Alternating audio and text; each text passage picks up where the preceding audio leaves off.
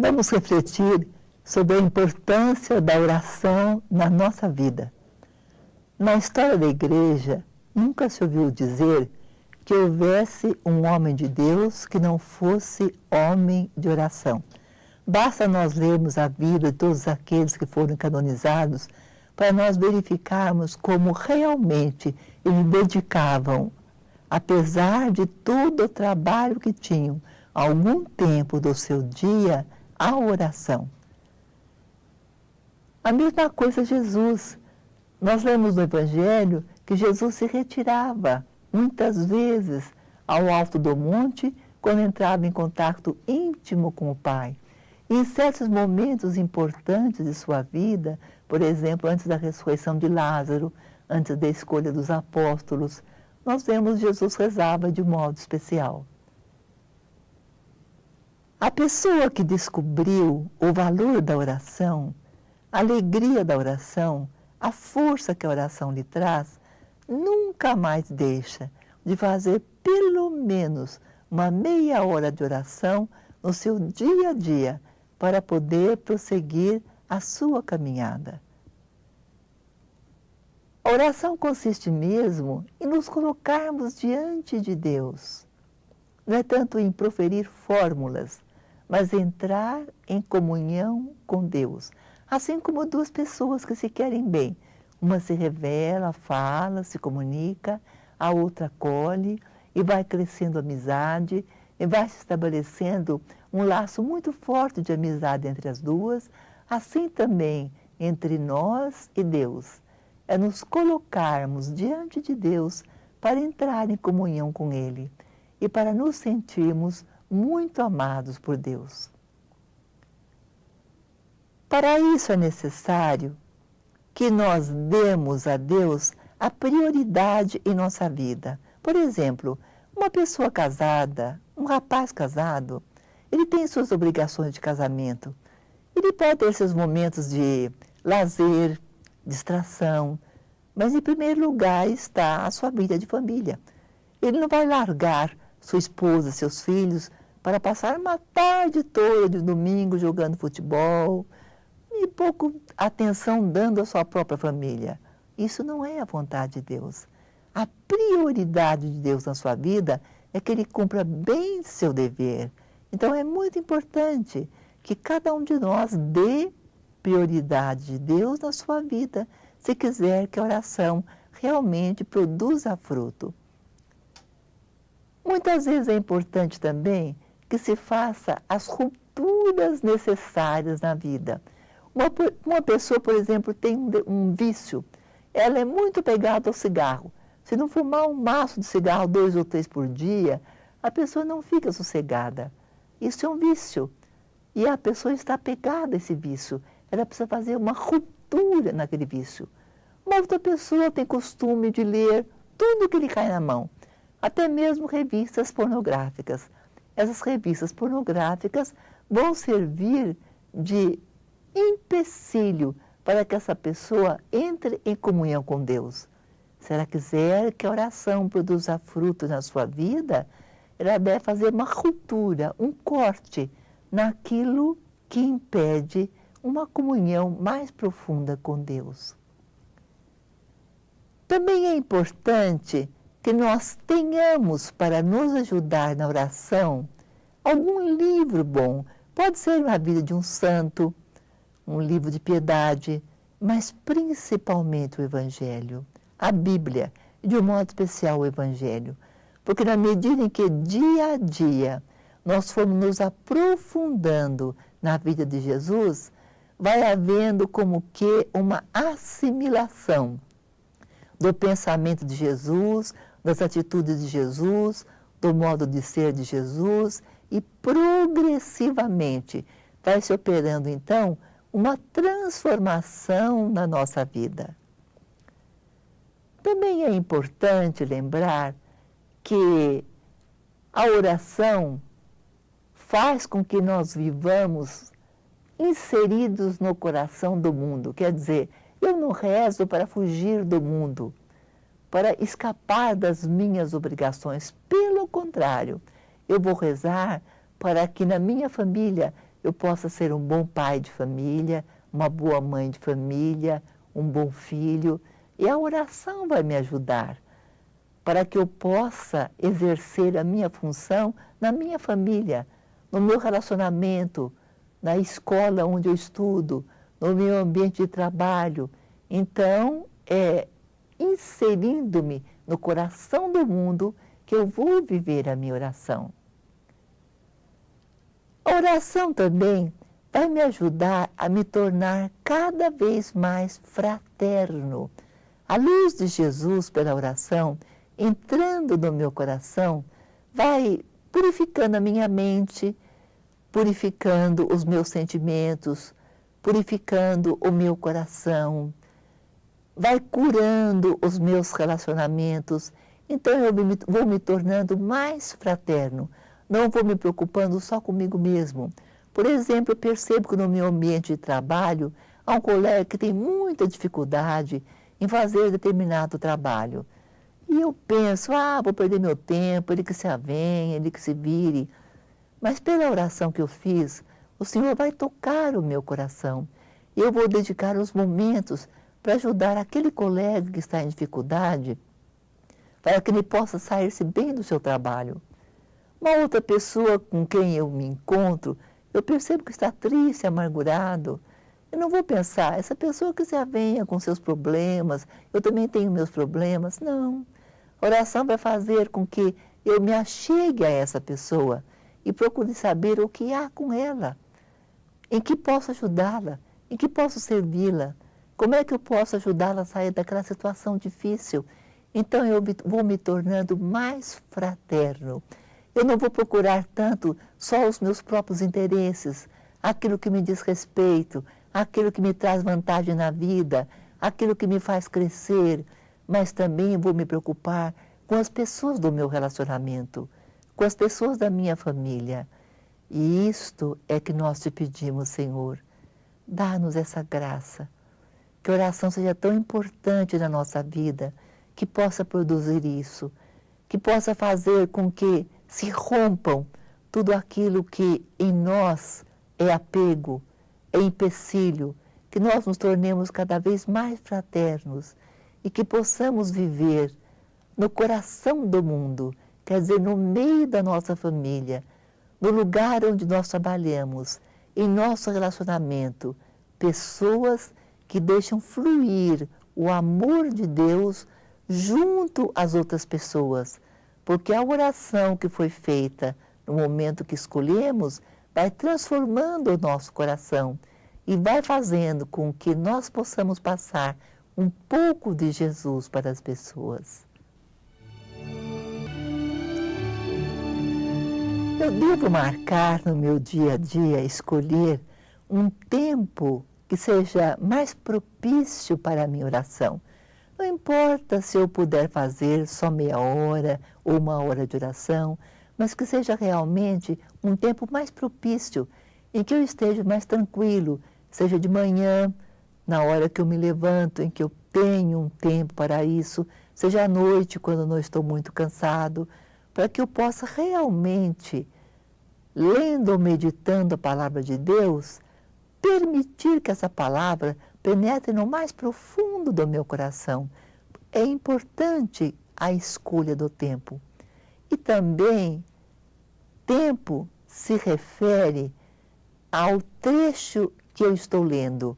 Suponhamos que eu esteja meditando em Filipenses capítulo 3, versículo de 4 seguintes, em que Paulo fala que ele, de todas as vantagens, que ele era hebreu, filho de hebreus, fariseu, observante da lei, perseguidor dos cristãos, e que tudo isso ele considerou como lixo, uma vez que ele encontrou-se com Jesus Cristo. E assim eu vou lendo todo o trecho de Filipenses de 1 a 16. Mas esse trecho toca profundamente o meu coração. Eu começo a me questionar. Muita coisa para mim não é lixo. Eu coloco antes de Jesus. Por exemplo, para mim tem muita importância o dinheiro. O dinheiro é necessário, nós precisamos sobreviver. Mas eu coloco em primeiro lugar e sacrifico tudo mais ao dinheiro. E eu vejo que o Senhor me toca naquele ponto.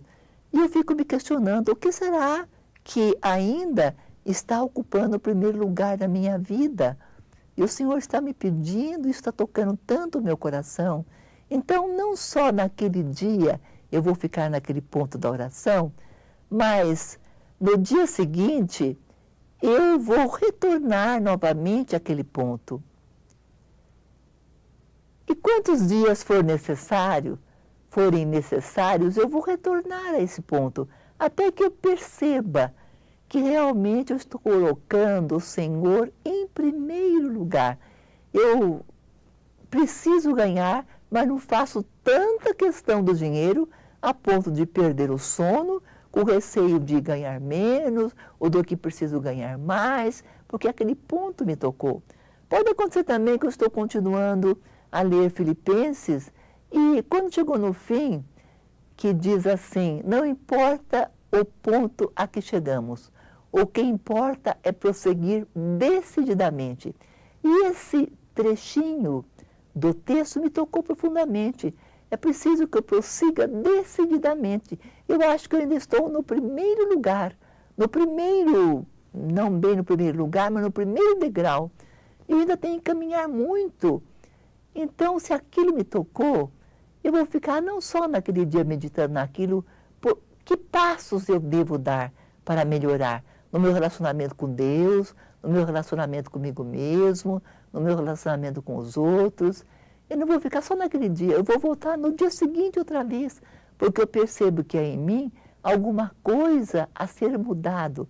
Isso significa eu dar o tempo necessário àquele texto que tocou profundamente o meu coração. Também a oração deve me tornar mais solidário, quer dizer, não sou só eu que vou resolver as coisas sozinha e todos os outros devem me prestar obediência. Por exemplo, na minha família, se eu sou casado, se eu tenho filhos maiores, 15, 16, 14, 18 anos, e devemos resolver qualquer coisa, por exemplo, vamos planejar um passeio no domingo. Eu não vou chegar e dar ordem. Domingo todos nós vamos ao shopping e dou uma ordem. Eu vou me tornar mais solidário. Então eu vou fazer como que uma pequena assembleia ali na minha família. Gente, o que vocês estão querendo? Onde nós vamos ao domingo? Então eu me torno solidário nas minhas decisões. Não fico como que um patrão dando ordens. Isso é uma coisa de somenos, um passeio. Mas como isso, toda e qualquer outra situação. Por exemplo, eu atendi um casal com seus filhos que estavam com problemas, dificuldade na firma e estavam querendo vender a sua firma. E eles todos se reuniram, não só o pai dando ordens para que a firma fosse vendida ou não, mas todos refletindo a grande dívida que tinham no banco e como haveriam de fazer para poder resolver a situação. Então o pai foi solidário para resolver aquele problema. A oração faz isso, faz com que sejamos mais solidários e em comunidade, em comunhão, possamos resolver as situações. É importante também lembrar que 2 momentos no nosso dia são importantes para a nossa oração. Por exemplo, o levantar e o deitar. O levantar significa, se eu sou casado, minha esposa e eu podemos nos dar as mãos, orar em línguas, entregar ao Senhor o nosso dia, pedindo que o Senhor abençoe aquele dia e tire daquele dia todo e qualquer empecilho, nos ajude a caminhar, a sermos produtivos naquele dia e afaste de nós todo o mal. E à noite, ao deitar, também podemos nos dar as mãos e rezar pedindo ao Senhor, agradecendo ao Senhor o dia que tivemos, pedindo perdão se falharmos, se errarmos, se alguma coisa não deu certo, e juntos rezarmos. Também seria bom eu colocar minha mão no ombro da minha esposa colocar sua mão no meu ombro, orar pelo outro, seja pela manhã ou seja à noite. São 2 momentos muito importantes do nosso dia que nos devemos unir a Deus. Na medida em que o nosso coração vai se unindo a Deus, a nossa mente também vai ficando mais ligada a Deus. E devagarinho vão surgindo jaculatórias. O que são jaculatórias? São pequenas exclamações de união com Deus no meio do trabalho mais árduo que eu tenho. Seja escrever, seja a administração de uma empresa, seja um trabalho numa fábrica, em qualquer trabalho que eu esteja fazendo. De vez em quando eu digo uma jaculatória, por exemplo, meu Senhor e meu Deus eu vos amo. Vem, Senhor, e meu socorro. Ajuda-me agora, Senhor. Então, o meu coração, meus pés estão na terra, mas o meu coração está unido a Deus. Eu me recordo uma determinada ocasião em que nós estávamos em Manaus e deveríamos ir para Parintins. E o avião TABA não tem muitas condições de parar num aeroporto que não seja adequado. E já era tarde, e nós ficávamos preocupados, eu comecei a orar baixinho, eu senti o Senhor colocar no meu coração, vocês estão nas minhas mãos. Eu me abandonei nas mãos do Senhor. E o avião lançou, partiu, e quando chegou em Parintins não pôde descer, estava escuro, ele deu uma meia volta no ar, e nesse momento os carros todos, os automóveis da cidade vieram, projetaram seus holofotes, iluminaram o campo e o avião pôde descer.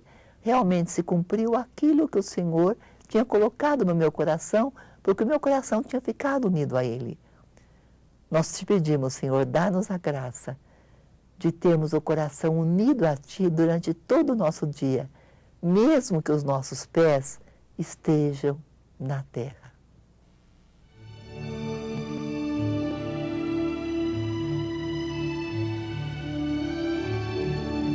Muitas vezes também a oração leva não só devagarinho a transformações interiores, até mesmo a transformações exteriores. Muitas pessoas mudam do seu modo de proceder por causa da oração. Eu conheço um casal que há tempos atrás, eles ganhavam o suficiente para viverem, seus filhos já estavam encaminhados, e o marido, durante um certo tempo do seu dia, ele dedicava a fazer cestas para os pobres, porque o seu trabalho dava para isso. Quando então foi-lhe oferecida uma promoção, mas ele iria ficar o tempo todo ocupado no trabalho. Então, conversando com a esposa, ele disse, não necessitamos desse acréscimo de dinheiro, o que temos dá para viver, não vou deixar de fazer meu trabalho aos pobres para poder ganhar mais.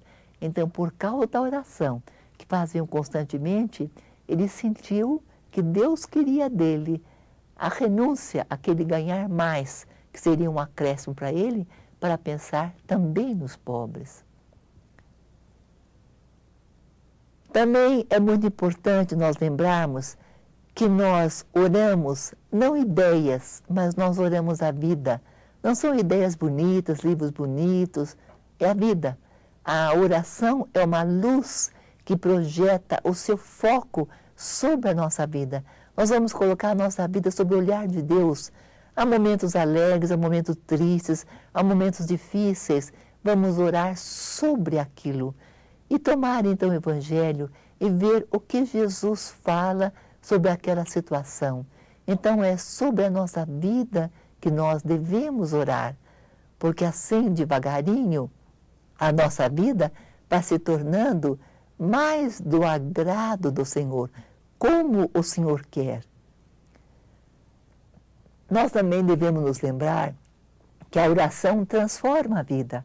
E eu pergunto para você agora, depois que você tomou a resolução de fazer diariamente uma meia hora, 40 minutos de oração pessoal, você está sentindo que está havendo alguma transformação em sua vida? Se não estiver havendo nenhuma transformação, você não está entrando em contato com Deus. Você talvez esteja recitando orações, lendo belos livros, mas não está entrando em contato com Deus. A oração vai transformando devagarinho a nossa vida, vai nos transformando. É essa a função da oração, tornar-nos cada vez mais semelhantes a Deus. Muitas vezes para nós a oração é um verdadeiro combate, porque Nos alimentarmos, irmos a um restaurante é uma coisa agradável, gostosa, irmos a um jogo de futebol, assistirmos a um cinema, isso tudo diz respeito aos nossos gostos, aos nossos instintos. Muitas vezes a oração exige de nós um esforço, porque nós não estamos lá como o demônio tenta, não estamos com muita vontade de orar, sentimos uma certa aridez, então devemos fazer um pequeno esforço. Então é uma verdadeira luta. O que vale não é o gosto pela oração, o que vale é a oração que transforma a nossa vida. Então, mesmo que custe, vamos fazer a nossa oração. Depois nós vamos ver o resultado que essa oração vai produzir em nós. É bom lembrar também que eu não vou me apropriar de Deus. Deus, faça isso para mim. Deus, me dê aquilo. Deus, eu estou precisando daquela outra coisa. Deus, atenda a minha oração. Eu posso pedir aquilo que eu estou precisando. Eu sou um filho, eu sou uma filha, mas eu estou ali para cumprir a vontade de Deus, pedir a graça e a força de cumprir a vontade de Deus. Deus é que vai se apropriar de mim. Eu vou me entregar para me deixar conduzir por Deus no caminho que Ele deseja me conduzir. Isso é muito importante. Deus não é um ídolo que eu levo para onde eu quero. Ele é o Senhor. E eu me coloco diante dEle para que então Ele conduza a minha vida. Esta é a verdadeira oração. É muito importante também eu usar o discernimento. Significa, a oração vai me ajudar a verificar qual é o melhor caminho, qual é a melhor atitude a tomar. Será que é esta? Será que é aquela? Será que eu devo fazer isso agora? Será bom fazer essa viagem? Será bom nós tomarmos essa atitude? Então, nós vamos viver num constante processo de discernimento. O que quer dizer discernimento? É saber escolher o que é melhor, o que é mais agradável a Deus, o que é melhor para nós, o que é melhor para a nossa família. Então, nós entramos num contínuo processo de discernimento. É a oração que vai nos ajudar a viver nesse processo de discernimento. Nós devemos também ter cuidado para não perder a graça recebida.